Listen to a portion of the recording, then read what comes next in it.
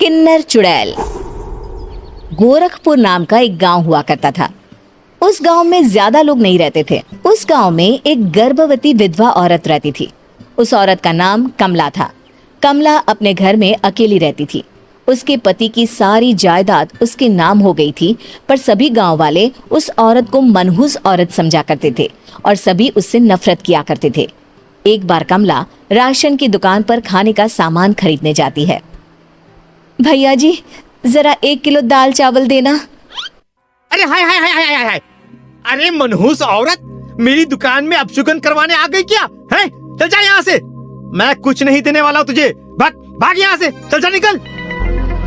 भैया जी, ऐसा मत कहिए, मैं गर्भवती हूँ, मुझे खाने की बहुत जरूरत है, मुझे खाना दे दीजिए। दुकानदार कमला को वहां से धक्के मारकर भगा देता है। तभी कमला रोते रोते उस गांव के किन्नरों के इलाके में आ जाती है। गांव वाले किन्नरों को उसी इलाके में रखा करते थे, क्योंकि वो लोग किन्नरों को पसंद नहीं करते थे और उनके इलाके में रहने से मना करते थे। तो किन्नरों ने उसी गांव में अपना एक इलाका बना लिया था। जब किन्नर लोग देखते हैं कि एक गर्भवती महिला रोते रोते उनके इलाके में आ गई है, तो सारे किन्नर कमला के पास जाकर उसका हाल पूछने लगते हैं। क्या हुआ बहन, तुम्हारी गर्भवती अवस्था में इतनी बुरी हालत कैसे? तुम रो क्यों रही हो? तुम डरो मत, हम तुम्हें कोई नुकसान नहीं पहुंचाएंगे। तुम शांत होकर सब बताओ कि हुआ क्या है। मैं कमला हूँ, मैं गांव के दूसरे इलाके से आई हूँ। 2 महीने पहले ही मेरे पति की मौत हुई है। मुझे गांव के लोग मनहूस मानते हैं, क्योंकि मैं विधवा हूँ और गर्भवती भी। वहाँ के लोग मुझे खाने के लिए कुछ बेचने के लिए भी तैयार नहीं, जिससे मेरा गुजारा नहीं हो रहा था। कोई बात नहीं कमला, हम तुम्हारा ख्याल रखेंगे। किन्नर लोग कमला को एक खाली घर में रहने के लिए जगह दे देते हैं और उसकी देखभाल भी करते हैं। कुछ ही महीने बाद कमला अपने बच्चे को जन्म देती है, पर अफसोस, कमला बच्चे को जन्म देते ही अपनी जान गंवा देती है। जब सब किन्नर बच्चे को देखते हैं तो बहुत खुश हो जाते हैं, क्योंकि वो बच्चा भी किन्नर ही था। कमला ने एक किन्नर बच्चे को जन्म दिया था। अब इस बच्चे की देखभाल कौन करेगा? हम तो इस बच्चे को गांव के दूसरे इलाके में भी नहीं भेज सकते। और तो क्या हुआ, इस बच्चे की माँ नहीं रही तो हम इसे पालेंगे। अब ये हमारे इलाके में रहेगा, हमारे साथ रहेगा। फिर वो किन्नर उस किन्नर बच्चे को गोद ले लेते हैं, उसका नामकरण कराते हैं। उस किन्नर बच्चे का नाम शक्ति रखा जाता है। देखते ही देखते शक्ति बड़ी होने लगती है। उसके रंग रूप बहुत सुंदर थे। वो बहुत सुंदर किन्नर दिखती है। एक दिन शक्ति एक किन्नर से पूछती है, माँ जी सुनिए ना, ये गांव के दूसरे इलाके में भी तो लोग रहते हैं, तो हम वहाँ क्यों नहीं जाते? हम उनसे अलग क्यों रहते हैं? शक्ति, क्योंकि वो लोग हमारे जैसे नहीं, वो लोग हमें पसंद नहीं करते, इसीलिए हम उनसे अलग रहते हैं। क्यों? वो हमें क्यों पसंद नहीं करते? मुझे एक बार उस इलाके में जाना है, मैं एक बार वहां जाकर घूम कर आऊं। शक्ति, खबरदार, जो तू उस इलाके में कभी भी गई तो अपनी जान नहीं गंवाना चाहती तो उस इलाके में कभी कदम भी नहीं रखेगी, समझी?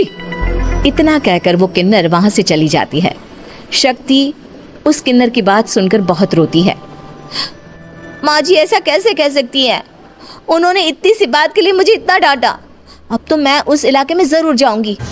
फिर एक दिन शक्ति गांव के दूसरे इलाके में चुपके से जाती है। ये लोग तो हमारे जैसे ही इंसान हैं, तो ये हमसे नफरत क्यों करते हैं? जब शक्ति उस इलाके में पहुंचती है तो गांव के सारे आदमी उसके रूप से मोहित हो जाते हैं। वो लोग ये अंदाजा नहीं लगा पाते कि वो किन्नर है। शक्ति की सुंदरता देखकर सारे गांव वाले उसकी तारीफ करने लगते हैं। तभी गांव का चक्कर लगाने गांव के जमींदार का बेटा हर्ष वहां पहुंचता है। हर्ष भी दिखने में बहुत सुंदर होता है। जब हर्ष ने शक्ति को देखा तो वो भी उससे मोहित हो गया, और जब शक्ति की नजर हर्ष पर पड़ी तो वो हर्ष को देखकर मोहित हो गई। आपको पहले कभी इस गांव में देखा नहीं। इस गांव में आप नए हैं क्या? जी नहीं, वो मैं बस।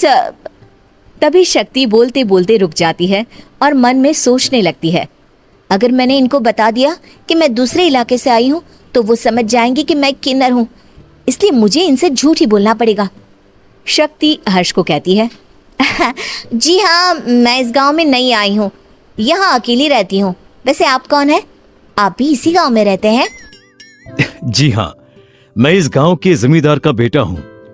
आपको किसी भी चीज की जरूरत पड़े तो आप मुझे बता देना, मुझे अच्छा लगेगा। ऐसे ही शक्ति और हर्ष एक दूसरे से रोज मिलने लगते। वो दोनों अपने प्यार का इजहार करने एक दूसरे से मिलने जाते हैं। तभी शक्ति का पीछा करते करते एक किन्नर वहां आ जाती है। शक्ति, मैं तुमसे बहुत प्यार करता हूँ। मैं तुमसे शादी करना चाहता हूँ। क्या तुम मुझसे शादी करोगी? हाँ हर्ष, मैं तुमसे शादी करूंगी, पर मैं तुमको अपने बारे में एक सच्चाई बताना चाहती हूँ जो मैंने तुमसे छुपा कर रखी है। तभी उनके बीच में ही वो किन्नर आ जाती है। शक्ति, तेरी हिम्मत कैसे हुई ऐसा करने की? वो किन्नर शक्ति को खींचकर गांव के जमींदार के पास ले जाती है। हर्ष भी वहां शक्ति को बचाने के लिए पहुंच जाता है।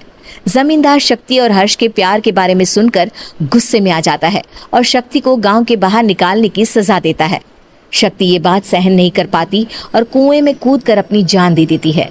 जमींदार हर्ष की शादी गांव की एक लड़की से करवा देता है, पर हर्ष इस शादी से खुश नहीं होता। शक्ति अपना बदला लेने के लिए मरने के बाद किन्नर चुड़ैल बन जाती है। अब मैं इन गांव वालों को नहीं छोड़ूंगी, अब इनसे मैं अपने प्यार का बदला लूंगी। किन्नर चुड़ैल गांव वालों को परेशान करना शुरू कर देती है। एक बार वो रात को गांव के खेतों में पहुंच जाती है और वहां आग लगा देती है। सारी फसल जल के राख हो जाती है। जब एक आदमी रात को उठकर देखता है कि खेत में आग लग गई है तो वो वहां पहुंच जाता है। वो देखता है कि खेतों के बीचों बीच एक किन्नर चुड़ैल खड़ी है और वहां खड़े होकर ताली बजा रही है। गांव वाला किन्नर चुड़ैल को देखकर बेहोश हो जाता है। जब सुबह उस आदमी को होश आता है तो वो सीधा जमींदार के पास जाता है।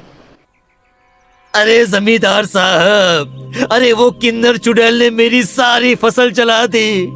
अब मैं क्या करूंगा? क्या होगा मेरा? जमींदार चुड़ैल किन्नर का नाम सुनते ही सब कुछ समझ जाता है। अब वो बहुत डर जाता है।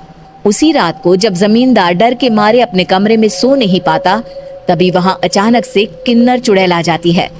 किन्नर चुड़ैल जोर जोर से जमींदार के आगे खड़ी होकर हंसने लगती है और ताली बजाने लगती है। जमींदार उस डरावनी किन्नर चुड़ैल को देखकर बहुत डर जाता है। तूने मेरे साथ बहुत बुरा किया, अब मैं तुझे जान से मार दूंगी। नहीं नहीं नहीं नहीं नहीं, मुझे माफ कर दो, मुझे मत मारो। मैं कभी ऐसा दोबारा नहीं करूंगा। अब तुम जो बोलोगी वही मैं करूंगा। ठीक है, मैं चाहती हूँ कि किन्नर इलाका गांव के इलाके से जुड़े और गांव का कोई भी आदमी किन्नर समाज से द्वेष ना करे, उससे नफरत ना करे, नहीं तो मैं सारे गांव को मार दूंगी। और तुम गांव में एक नया कानून बनाओ कि अगर किसी ने भी किन्नर समाज को हानि पहुंचाने की कोशिश भी करी या इनसे भेदभाव करने की भी कोशिश करी तो उनको कड़ी से कड़ी सजा मिलेगी। हाँ हाँ हाँ हाँ, मैं ऐसा ही करूंगा। तुम जो बोलोगी वो मैं करूंगा, पर मुझे जाने दो प्लीज। तब वो किन्नर चुड़ैल वहां से चली जाती है। गांव का जमींदार किन्नर चुड़ैल का कहा मानते हुए दोनों इलाकों को एक कर देता है और नया कानून भी लागू कर देता है। तब से वहां किन्नर समाज और बाकी गांव वाले शांतिपूर्वक रहने लगते हैं।